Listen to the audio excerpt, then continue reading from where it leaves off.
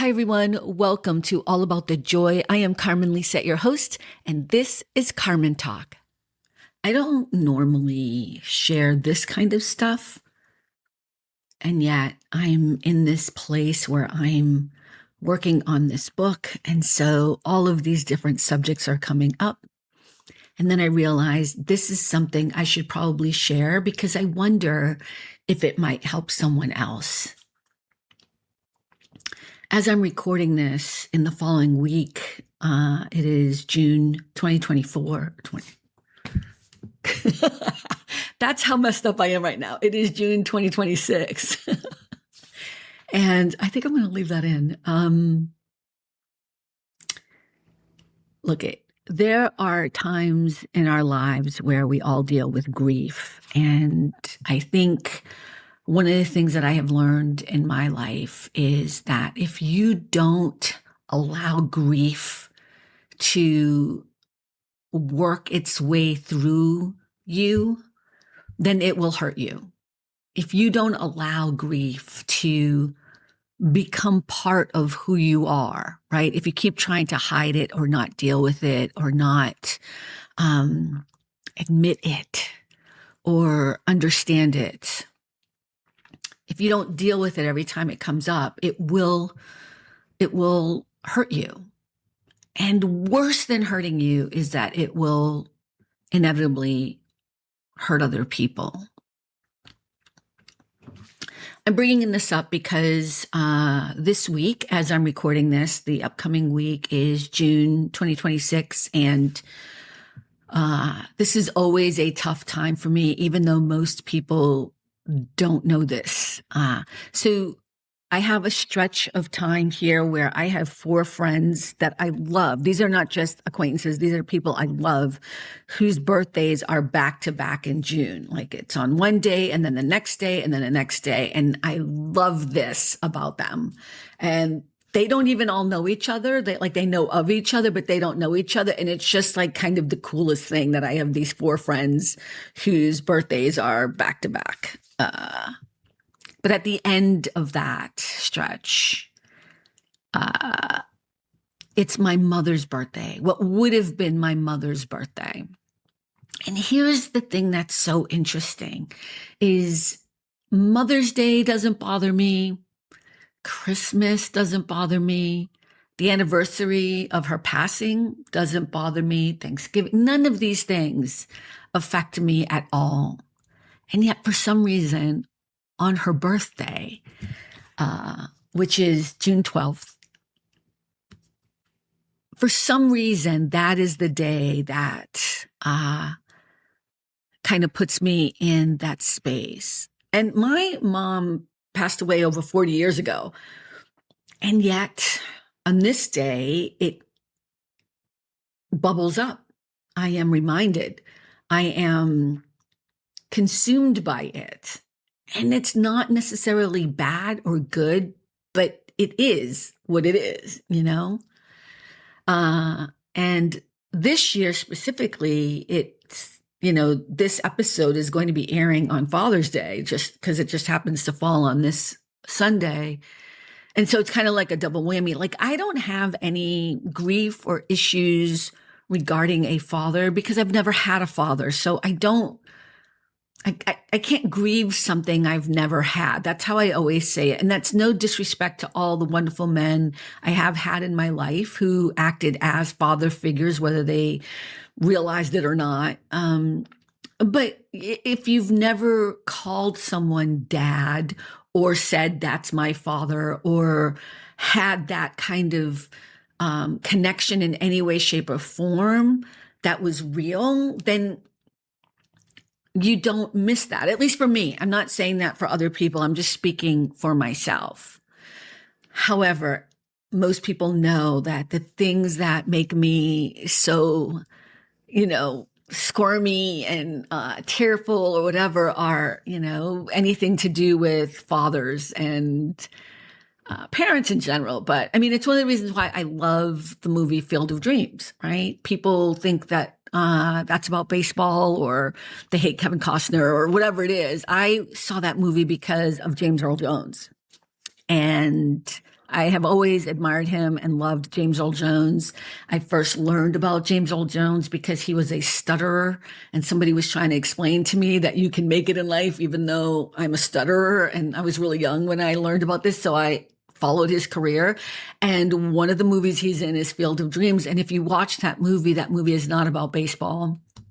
I mean, it's about the Black Sox, but it's about so much more. And one of the things that it's about is, fathers and love and family and believing in yourself. And so the thing about fathers doesn't affect me in the same way, because even though I don't remember my mom that well, I remember how she made me feel. I remember calling her mom. Actually, I called her mama, I think. I don't know, but mama, it doesn't feel right anymore because it's been so long. And yet, man, if I tear in this, if I cry in this episode, I'm going to just cut it out. But I'm bringing this up because one of the things about grief that's really interesting is that people are afraid of it when it happens for whatever reason. Even if it's, I say this respectfully because we put such, we don't value how we feel even when a celebrity dies. Like we all mock people. Anthony Bourdain died June 8th. So it's that same week, and I loved Anthony Bourdain.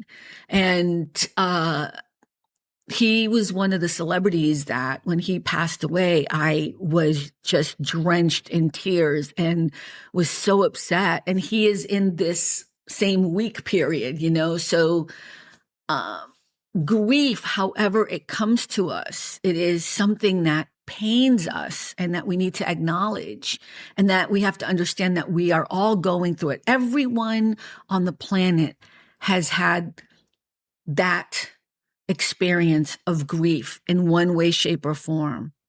Grief is a universal thing that we all experience, and it's an interesting conversation that people don't like to talk about it. I think this interview with Anderson Cooper when he started his podcast on grief is interesting. Grief, when it comes, is nothing like we expect it to be. Joan Didion wrote that, and boy, was she right. It's nothing we expect, and it's different for everyone. I've spent much of my career as a reporter in wars and disasters, stepping into other people's grief, but I've also spent most of my life running away from my own, and I haven't gotten very far. For the last few years, I've been going through dozens of boxes of photos and papers belonging to my mom, Gloria Vanderbilt, who died in 2019, and to my dad, Wyatt, who died when I was 10, and to my brother, Carter, who died by suicide when I was 21. I'm the last one left from the little family I was born into, the last one who remembers our stories and the life we shared.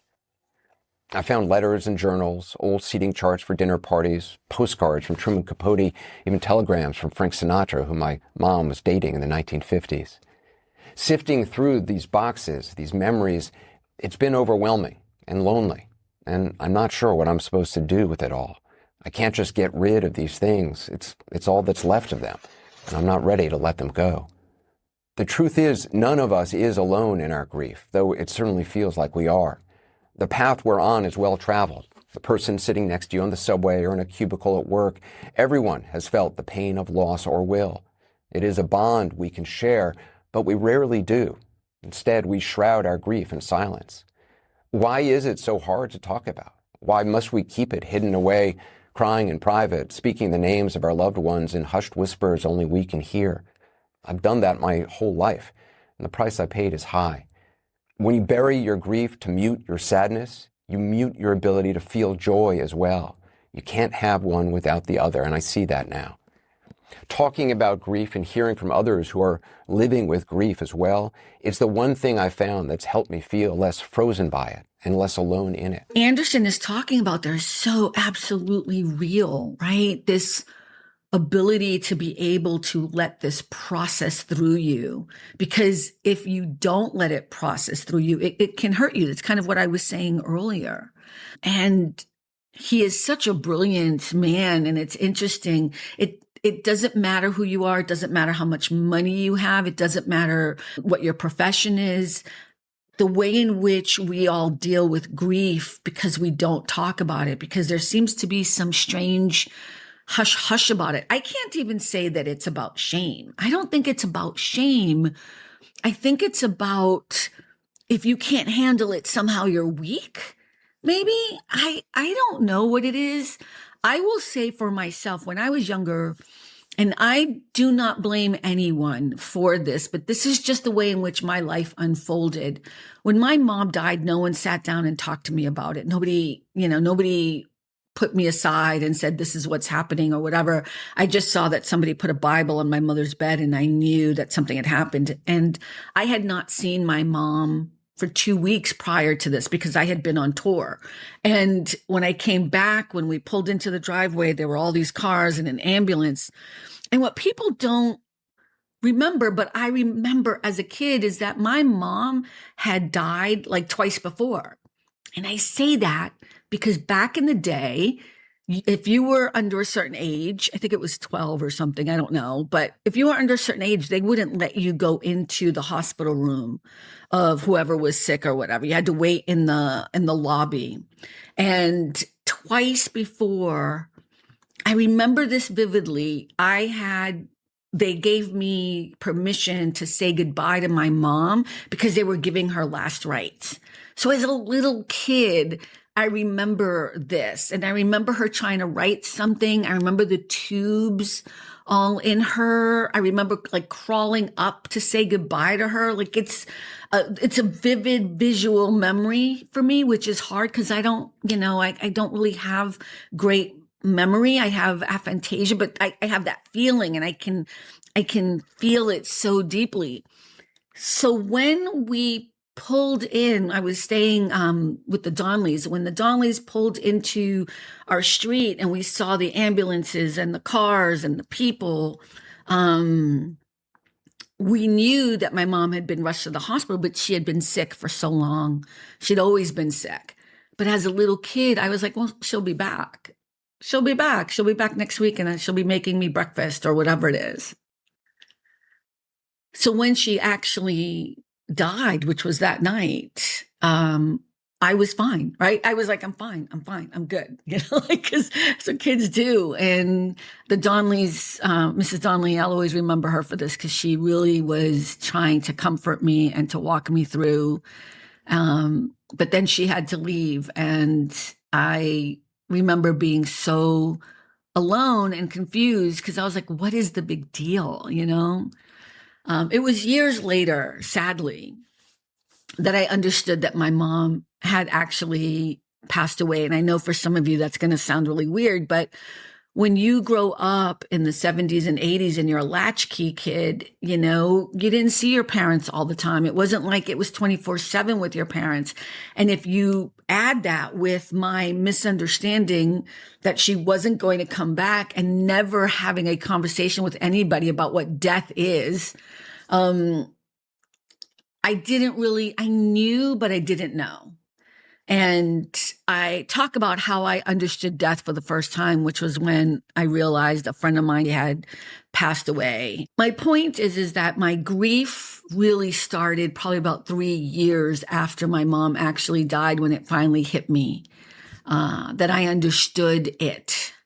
And then it was a process of trying to understand it, and why no one talked to me about it, and why nobody helped me, and who do I talk to about this, or what does it mean, And you're in that survival mode. And again, I don't blame anybody for how things happened for me. So that's not what this is about.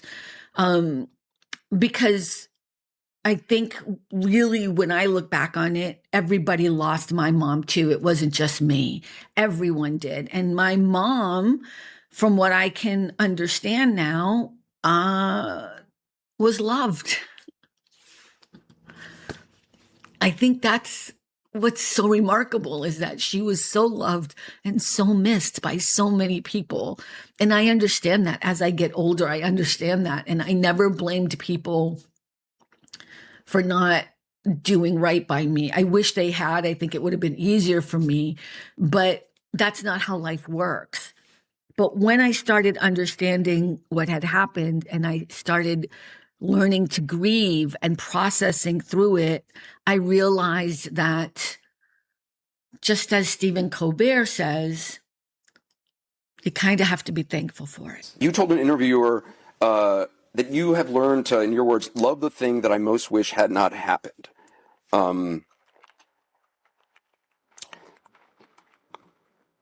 I remember. You went on to say, what punishments of God are not gifts? Do you really believe that? Yes. It's a gift to exist. It's a gift to exist. And with existence comes suffering. There's no escaping that. And I guess I'm either a Catholic or a Buddhist when I say those things, because I've heard those from both traditions. But I didn't learn it that I was grateful for the thing I most wish hadn't happened, is that I realized it. Mm-hmm. Is that, and it's an oddly guilty feeling. It doesn't mean you are happy. I don't want it to have happened. I want it to not have happened. Right. But